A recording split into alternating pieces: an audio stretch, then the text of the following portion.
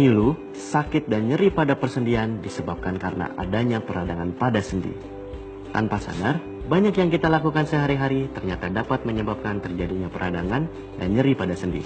Seperti yang pertama, posisi salah ketika mengangkat beban. Hindari membungkuk ketika mengangkat beban dari bawah karena dapat membuat lapisan antar sendi menipis dan menyebabkan nyeri. Sebaiknya ambil barang dengan menekuk kaki dan posisikan punggung dengan lurus.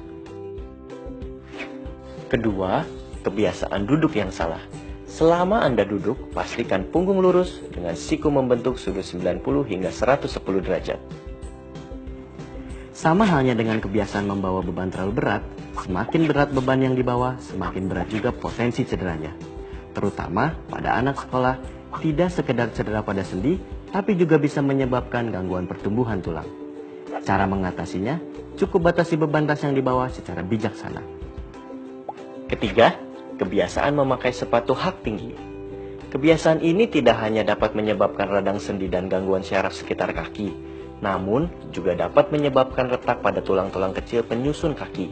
Solusinya, pilihlah ukuran dan jenis sepatu yang tepat untuk mendukung kesehatan kaki Anda.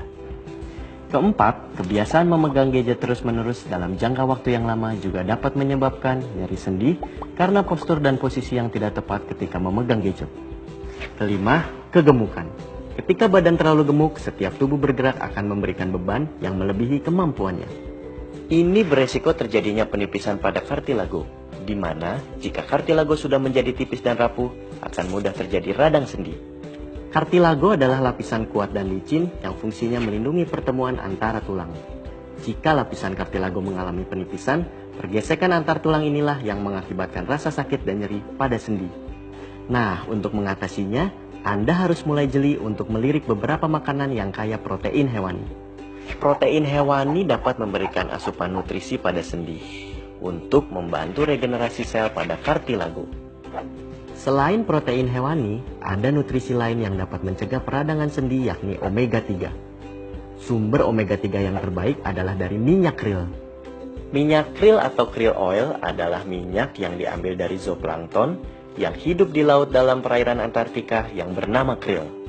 Omega 3 dari krill oil berbentuk fosfolipid, sehingga lebih mudah diserap tubuh sampai 98%. Lebih baik dibandingkan omega 3 dari minyak ikan yang hanya diserap tubuh sebanyak 60%.